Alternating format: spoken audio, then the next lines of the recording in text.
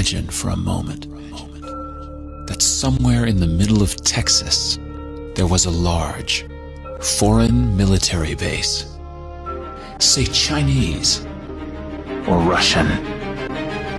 Imagine that thousands of armed foreign troops were constantly patrolling American streets in military vehicles.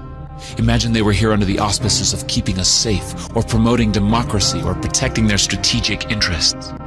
Imagine that they operated outside of U.S. law and that the Constitution did not apply to them.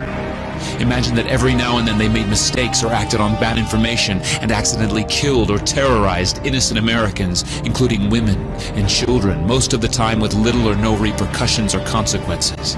Imagine that they set up checkpoints on our soil and routinely searched and ransacked entire neighborhoods of homes. Imagine if Americans were fearful of these foreign troops and overwhelmingly thought America would be better off without their presence.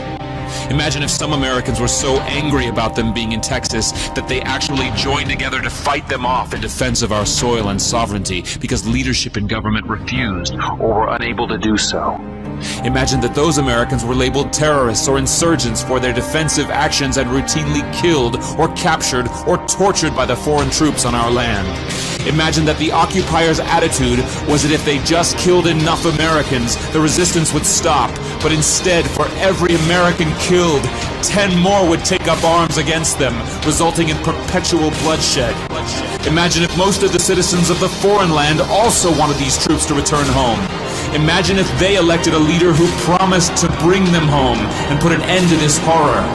Imagine if that leader changed his mind once he took office. The reality is that our military presence on foreign soil is as offensive to the people that live there as armed Chinese troops would be if they were stationed in Texas.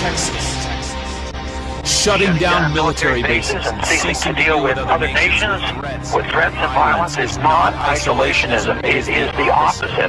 Opening ourselves up to friendship, honest trade, and diplomacy is the foreign policy of peace and prosperity.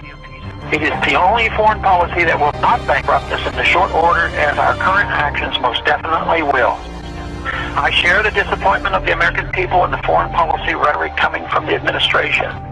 The sad thing is, our foreign policy will change eventually, as Rome's did, when all budgetary and monetary tricks to fund it are exhausted.